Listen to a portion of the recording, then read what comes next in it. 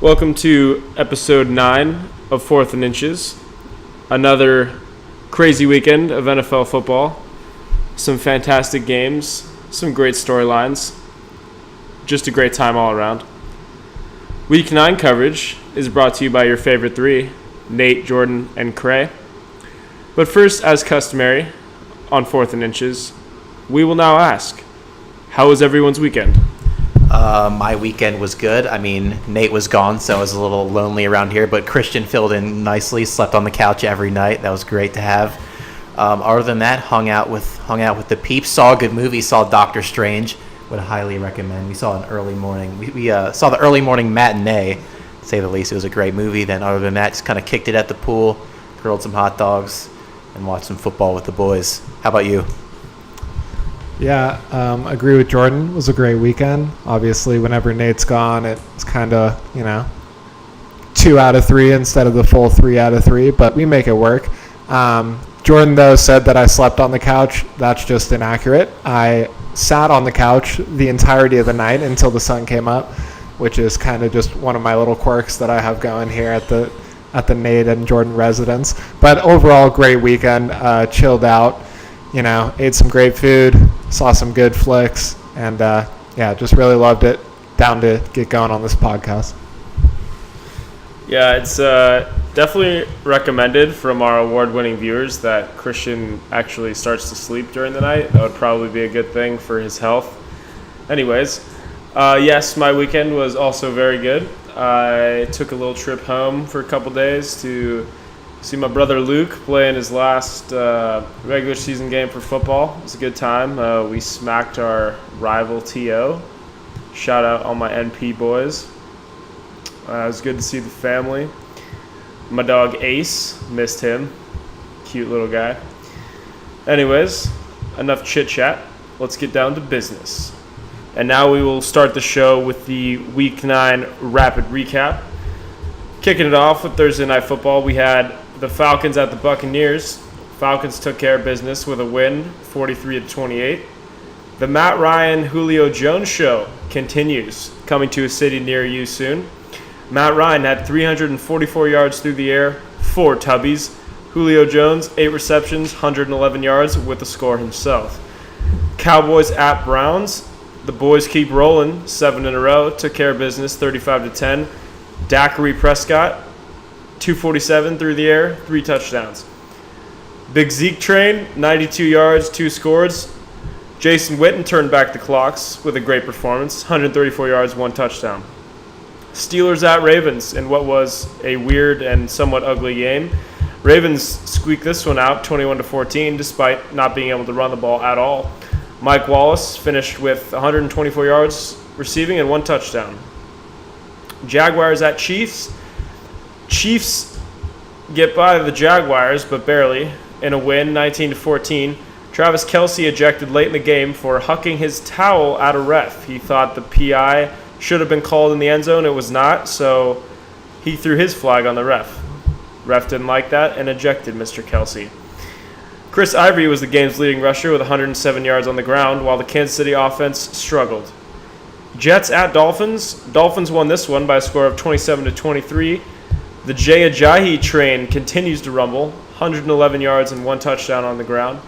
Panthers at Rams in a very low-scoring contest. Panthers win this one 13-10 in an ugly game.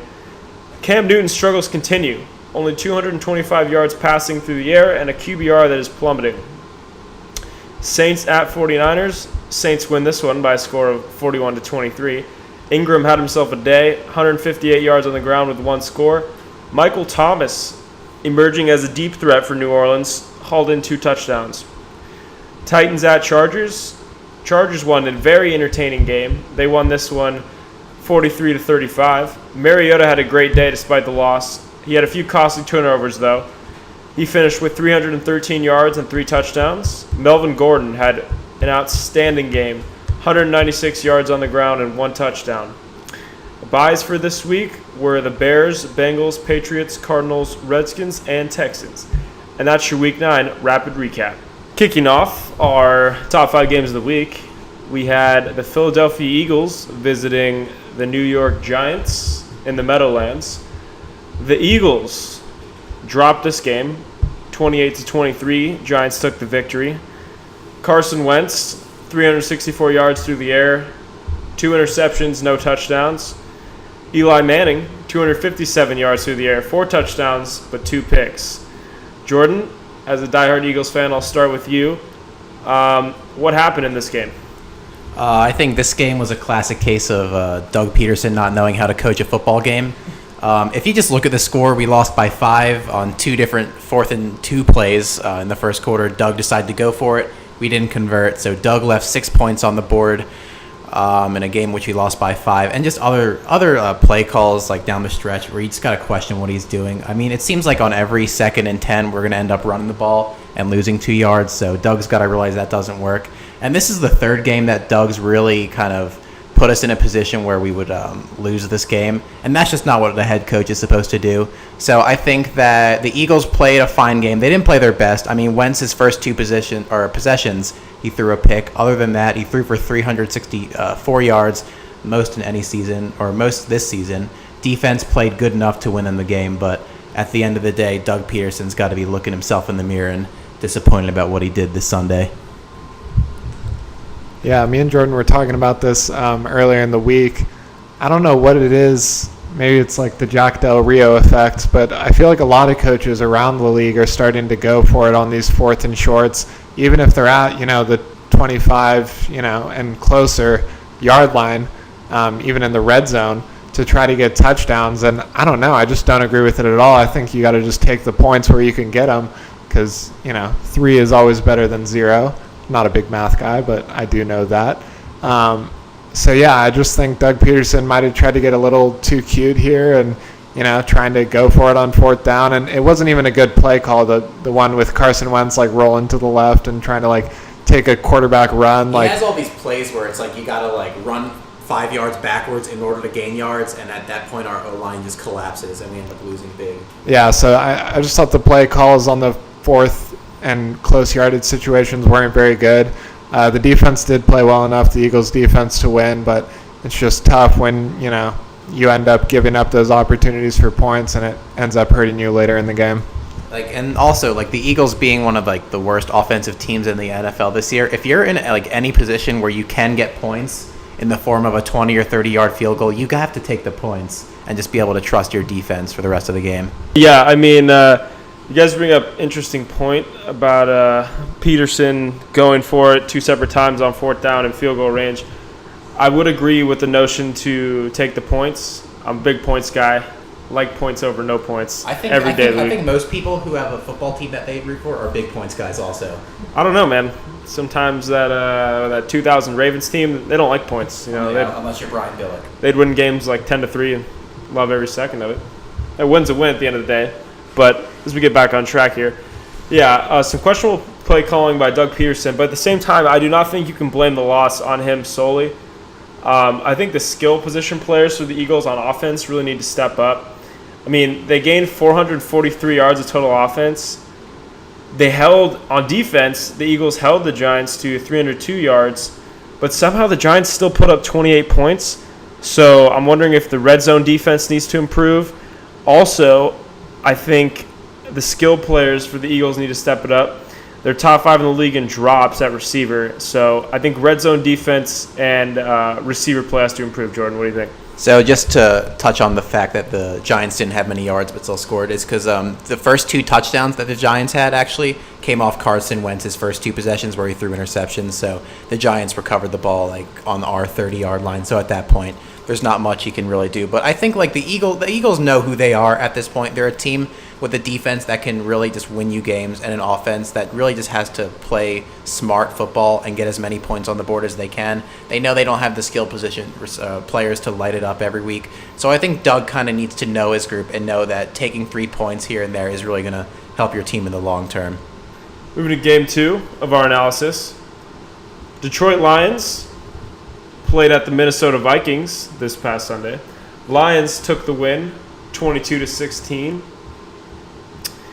This was an interesting game. The Vikings have been reeling. They have not been good as of late. And so in order for the Lions to come in here and win this game, had some big NFC North implications, especially with Green Bay struggling. Matthew Stafford didn't have a great day stats-wise, but the end of the game, it ended up going into overtime, and Stafford led an incredible drive to win the game for the Lions. Hit Golden Tate on the sideline, who made an incredibly acrobatic move, dodged like 3 defenders, and dove into the end zone. But, I mean, before we got to that point, the Lions, I mean, this was kind of a sloppy game. No team really played great. But, Jordan, I guess we'll start with you here. Are the Vikings going to continue to lose? They've lost 3 in a row. I think eventually they're going to end up starting to pile up some wins. I still believe that they're a good team. Not great. I think the NFL is weak this year. But I definitely think the Vikings have all the players that they need to in order to win games like this. But it really hasn't looked good. And the problem for them started the offensive line, like I said last week. They're really having a tough time protecting Bradford. They did a pretty good job of it this week, but he's just been under pressure pretty much all year. And also they're missing Adrian Peterson. So that's definitely putting a lot of pressure on Bradford and this defense. But then on the other side of the ball, you have the Lions, who just seem like one of these teams of destiny, who you wouldn't be surprised if they somehow squeak into the playoffs and can end up making a deep run. They just have Stafford, who's one of the most clutch quarterbacks in the NFL right now. All he does is put together game-winning drives. And they definitely have a formidable defense that can put together some good games when they need to. Yeah, I mean, for the Vikings, it's just tough because, a few weeks ago we were talking about them as, for sure a playoff team and probably even a Super Bowl contender. And now they've skidded for 3 weeks. So they're having a tough time. And, I always say you got to win the games you're supposed to win. And I think from the Vikings' point of view, this is definitely a game you're supposed to win against kind of the lower 2 in your division. I think about the Lions and the Bears as the lower 2 in that NFC North. So, yeah, for the Vikings, it's so tough to drop a game like this, especially in overtime, the way it happened. They scored with like 20 seconds left, and Stafford just somehow brings the Lions down the field in field goal position for Matt Prater. They tie it, go to overtime, and then end up winning it. But so a heartbreaking loss for the Vikings. And then from the Lions' point of view, you're right in the thick of things in this division. So I think they just need to not have a let-up, not drop some games that they're supposed to win. And if they can just keep this train rolling, there's no reason why they shouldn't be able to compete in this division, either for a wild card spot or for the top spot, because Green Bay is not looking that tough either right now. Yeah, I just think this Lions offense is really starting to click. I mean, Stafford to me is the top 5 quarterback in football right now, probably closer to number 5 than 1, but still he's playing good ball. And the receiving core is really emerging as something that's kind of a threat. We got Eric Ebron, who's been playing really well at the tight end position. He had 92 yards receiving this past game.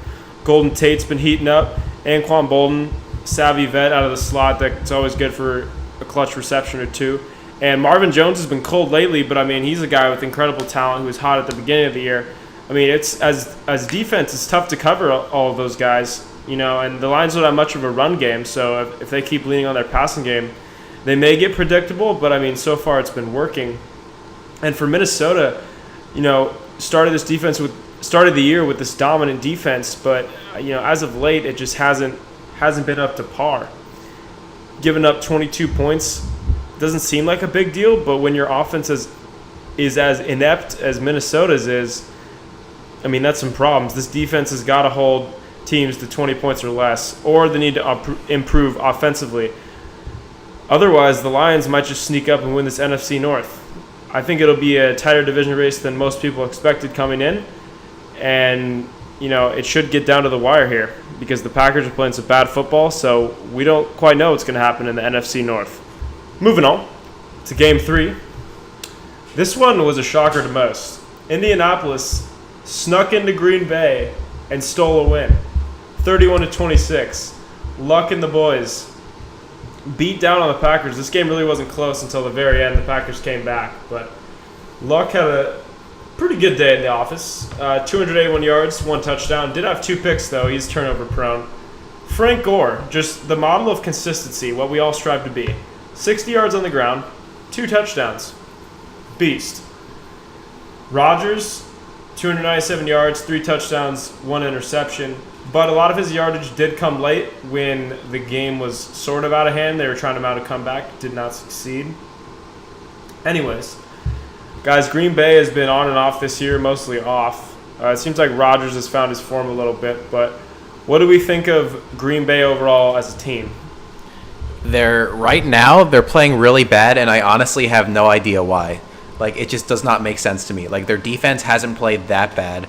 Aaron Rodgers is having a pretty good year, even though it's really not up to his standard. He's still having a great season. And they just haven't been able to, like, play timely football in order to put themselves in positions to win games. It really comes down to that. They're just not making the plays when it matters the most. And there's not much I can really say about that. I mean, their offense is good. Their defense has been off and on, but a defense still that can keep you in games. And they just haven't been making the plays that'll help them win games. Yeah, definitely against this Colts defense, I expected Rodgers to do a little more than he did in this game. But yeah, overall, I just think the Packers are finding ways to lose games rather than finding ways to win games. Rodgers has not even been bad this year. It's really just been more the defense that has been, letting up 31 points to the Indianapolis Colts is like, come on. Andrew Luck is himself, but he's a turnover machine. They did get a few turnovers in this game, but I just expected the Packers defense to play a little bit better against the Colts. They obviously had trouble stopping Frank Gore in those close yardage situations. But the Packers definitely need to right the ship because the NFC North is kind of a three-team race right now with them, the Vikings, and the Lions. And for all we know, if the Packers, drop a few more games, they might even end up outside of the playoffs this year, which would be ridiculous seeing that they have Aaron Rodgers as their quarterback. I don't think that should ever happen. So, once again, this is a game that I thought they were going to win. The Colts have not looked good this year. It's not like, they're in a position to be one of the top teams in the AFC by any means. So, definitely disappointing for the Packers, and I think they need to start winning these easier games they have on the schedule, or else the tough ones later when they have to go back and play Minnesota and that defense are going to kind of, end up messing up their run for a wild card spot. Yeah, I mean, Packers have been off, it seems like, all year. I don't know if that's Mike McCarthy. I don't know if it's Rodgers. I don't know if it's a combination. In past years where they've made playoff runs, the defense has been better. Giving up 31 to the Colts at home. Not going to win a lot of games giving up 31 at home. It's just not a formula for success. After halftime, this game was 24-10 in favor of the Colts. Especially when you're at home, you just can't let the opposing team jump out to that big of a lead. I mean, digging yourself a hole like that is just oftentimes too hard to come back from. I guess even if you are at home with this Packers high-powered offense. And I think the Packers not having a true running game this year has hurt them. I think they've become a little bit predictable. I mean, Eddie Lacy went down. James Starks went down. I mean, they're using Ty Montgomery, who is a receiver. They're using him at running back, and I think that's really starting to show. The NFC North this year has three good teams. It's them, the Vikings, and the Lions. And, recently, over the past 4 to 5 years, the Packers have ran the NFC North, but this year is honestly a good chance that they don't win it. And so we got to pay close attention to see how that division wraps up. We move ahead to Sunday Night Football. The Denver Broncos visited the Oakland Raiders and got smacked. I don't think a lot of people saw this one coming.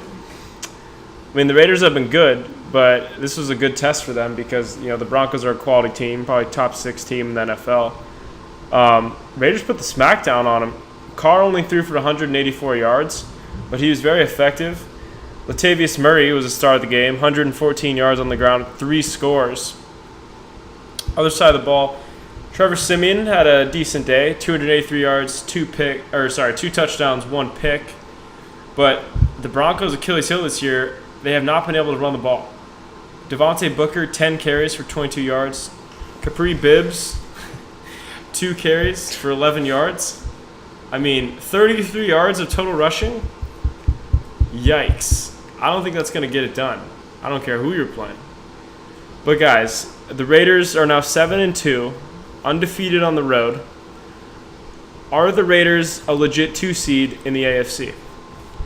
Can we just talk about Capri Bibbs for a second? That has to be one of the most ridiculous football names I've ever heard in my entire life. I actually laughed when I said it. I'm sorry, Capri. It's okay. He's probably just going to find us now. And he had a 1 reception for 70 yards. See, now and a touchdown. We can't really make jokes about Bibbs anymore. Guy's kind of a beast. But anyway, back to your question. I think the Raiders are definitely a legitimate 2 seed in the AFC this year. I mean, they're not going to wow you with the talent that they have on their roster, but they have a lot of really good players who have just been playing timely football right now. I mean, if the Derek Carr has been having a great year, Latavius Murray scoring 3 touchdowns against this Denver Broncos defense just really shows you that this is just not the same old Oakland Raiders team. It is kind of sad that this team is most likely going to be moving to Las Vegas at some point kind of soon. It's kind of a tease for the Raiders fans, but at least they got kind of one good year under their belt before the team shipped off to Nevada. Yeah, to answer your question, I think the Raiders are looking like pretty much the only legitimate 2 seed possible in the AFC, because the Broncos have been flailing. They've been losing some games, and the Steelers just look like a different team each week, depending on whether they want to come out and play football well or not. So the Raiders, I mean, the offensive line looked great in this game. Latavius Murray went off. And then you look at the weapons they have. Michael Crabtree, Amari Cooper is a great 1-2 punch in the receiving game. Derek Carr's shown that he's, one of the top 5, I think, quarterbacks in the NFL this year. And, yeah, the Raiders are rolling right now. That defense is playing well. Khalil Mack, Reggie Nelson, those dogs, they're doing their thing. So, big divisional win in this game. Definitely going to give them the edge. And, I mean, now they're sitting at 7-2. When you look at these last 7 games for them, all they really need to do is, like I say, win the games that you're supposed to win. They've got some games coming up against the Chargers that are going to be big divisional games, just to make sure they stay on top in that division and don't let the Broncos creep up on them. But obviously, I believe the Raiders are playoff bound, which is huge for them after, having this long drought of bad football. So I just think it'll be interesting to see if the playoffs come around and they can still get it done. Maybe have a meeting with the Patriots at some point in the playoffs, which would be interesting to see. Yeah, I mean, in my opinion, the Raiders are the second best team in the AFC. I think the Patriots are the clear first. But they keep playing at this pace. They might only lose 1 or 2 more games on the year, maybe finish with 13, 14 wins. You never know. The Patriots could get unlucky, could play bad in a couple games, maybe drop a couple. Might sound outrageous, but if the Raiders keep playing at this high level, it is possible that they take the 1 seed from the Patriots. I don't think it will happen, but I'm just playing devil's advocate here. It may. It is possible. Derek Carr is playing at an MVP level. Very good football. This Raiders offense has been electric. It's been top 5 all year. I'm really intrigued to see. I would love to see a Raiders-Patriots AFC Championship game. I think that would be a terrific ball game. And I hope both teams keep playing at a high level so we can make that one happen. The final stop here on our in-depth analysis. Buffalo Bills took on Seattle Monday Night Football. Seattle won an entertaining game, 31-25. Their offense has been inconsistent all year, but they showed up for this game. Seattle improves to 4-0 at home, 5-2-1 overall. Bills dropped to 4-5. Russell Wilson probably played his best game of the year. 282 yards through the air, 2 touchdowns, no picks. Tyrod Taylor also fought pretty hard. 289 yards, 1 touchdown, 1 pick. He put the Bills' offense in position to succeed. There was a controversial call on Richard Sherman that ended up taking points away from Buffalo in a key moment that would have tied the game. But pushing that aside, guys, the Seattle defense gave up a lot of points here at home. And they have in the recent weeks. They gave up a lot of points to Atlanta a couple weeks ago. Are we seeing some cracks in the Seattle defense? And is this Seattle team beatable? Are they not as good as they once were? I mean, I definitely think they're beatable, and they're definitely not as good as they once were, but they're still one of the most elite defenses in the NFL. I mean, Buffalo, if you look at Buffalo, they have Tyrod Taylor, who's always a big play waiting to happen. LaShawn McCoy is one of the better running backs in the league. So they're definitely going to have their struggles on defense when they play the Bills, even though they haven't really put up that great offensive numbers this year. But if I'm looking at the Seahawks, I'm looking at the play of Russell Wilson. It is getting that time of year where Russell Wilson tends to turn it on, and this was kind of a vintage Russell Wilson game. I mean, he had 6 incompletions, 2 touchdowns, had a rushing touchdown, no interceptions, 282 yards. It was just an overall great game from Russell Wilson against a pretty good Buffalo Bills defense at that. So it's definitely looking good for the Seahawks. They're 5-2-1 right now, and looks like they got a tight lead on that division. Yeah, the Seahawks defense isn't what it used to be by any means, and right now they're kind of, playing without Cam Chancellor, been hurt by that, so they're still an elite defense, and playing at home with that, rowdy crowd they have always helps them out. Next week, obviously, they go to Foxborough, which will be a very tough test for them, but I think that'll be a great game. First time the teams are meeting since Super Bowl 49, which is very huge. But in this game, a lot of controversy, obviously.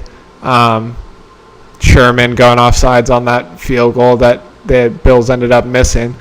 But just still the Seahawks defense played so well. And going down the stretch, the Bills had chances to win this game, even with the missed field goal and whatnot. They had the ball, within the 20-yard line late in the game with a chance to score a touchdown and take the lead. And they just couldn't do it. The Seahawks defense just bent but did not break. They didn't allow a touchdown there at the end, which just shows that the Seahawks defense is still very tough. You look at Bobby Wagner, Earl Thomas, Richard Sherman, even Cliff Averill, and some of these linemen that they have. They're still one of the top-notch defenses in the league. So I think if they can just ride their defense, as Jordan said, Russell Wilson starts to get hot late in the year. So I think if they can ride that, they're definitely going to be in the playoffs. And then it'll just come down to if they can make another playoff push like they have in the last 3 or 4 years. Guys, Jimmy Graham was really good in this game. He had 103 yards receiving, 2 touchdowns. Do you think if Jimmy Graham can get back on track, do you think that takes this offense to the next level where it's actually like a threat? I think that would do so much for this Seahawks team in general. That would kind of give them an identity, at least on the offensive side of the ball. And I think people forget really how good Jimmy Graham is. I mean, he had a really rough year last year and got hurt towards the end. But just 2 years ago, he led the NFL in touchdowns, had 17 touchdowns with the Saints. So this guy is just a big play waiting to happen. He's just a stud, really, when it comes down to it. So I think if he can get going, that would be huge for the Seattle team. Yeah, no doubt. Anytime you have a tight end that can stretch the field and make plays for you, it's huge, especially because that Seattle receiving core isn't, the most electric. You have guys like Doug Baldwin, Jermaine Kearse, but they're just kind of role players. They don't really have like a pure number one receiver. So I think Jimmy Graham could really open up the offense if you can use your tight end in that way for them. And now for our world-renowned segment, award-winning segment, we have Week 9, Heroes and Duds of Fantasy Football. I will go first. Got back to victory this week. Beat my friend David. Shout out Big Dave. Moved to 6-3 on the year. Trying to push for a better playoff seed, but we clinched, so that's all that matters. Marcus Mariota, you, sir, are my hero. 313 yards through the air, 3 touchdowns, for a total of 30 fantasy points. It was a great performance by him. Through the air and with his legs, made a couple really nice scrambling plays, one for a touchdown. So Marcus, good game, sir. My fantasy stud for the week, or I should say studs, has to go to the duo of Matt Ryan and Julio Jones. I just won my 3rd consecutive game and I'm moving up to 4-5, so we're that close to 500, just one more week. But Matt Ryan, 344 yards, 4 touchdowns. Julio Jones, 8 receptions, 111 yards, and a touchdown. Both combined for 44 points in a game which we only won by 5. So definitely their big play this week helped us win. All right, my fantasy hero comes from my team, Crease Criminals. And it was the same game as what Jordan just alluded to, the Tampa Bay Atlanta game. My hero is Mike Evans, who even in a losing effort was able to put up 11 receptions, 150 yards, and 2 scores for the Bucs, and led me to a winning effort, 95-93. So that 28 points was much appreciated. I moved to 7-2 in the same league that Nate alluded to, so playoff position looking great. Keeping it rolling here, but to the other side of the spectrum, duds of the week. Unfortunately, I have a few options for this, which is never good. But I think I'll go with my bottom two, which were Devontae Booker and Terrence West. Combined for a whopping 4 points, 2 apiece. Just atrocious performance. Booker had 10 rushes for 22 yards. West had 15 rushes for 21 yards. Both against rush defenses that were not supposed to be very good. So Booker and West, not cool, dudes. My fantasy dud of the week is going to go to the Eagles defense in a losing effort against the Giants. They gave up 28 points, did have 2 interceptions, but they only scored 4 fantasy points this week. It was a down week for the team. Can't really complain when you win your fantasy, but still, got to see more from them next week. My fantasy dud also comes from Crease Criminals. Wide receiver Dez Bryant of the Dallas Cowboys. Threw him in that flex position thinking, he's going up against Cleveland. He'll go off. I was mistaken. 1 reception for 19 yards, no scores. That's certainly a good yardage per reception average, but it's not very good for fantasy. Dez Bryant only put up 1 point for me, which is definitely much less than what I was expecting out of him. So, Dez, we're going to need you to pick it up in the coming weeks. That just about does it for us here at 4th and Inches, our Week 9 episode. We had a great time. We hope you had a great time. I'm Nate. I'm Jordan. And I'm Cree. Thanks for listening to 4th and Inches.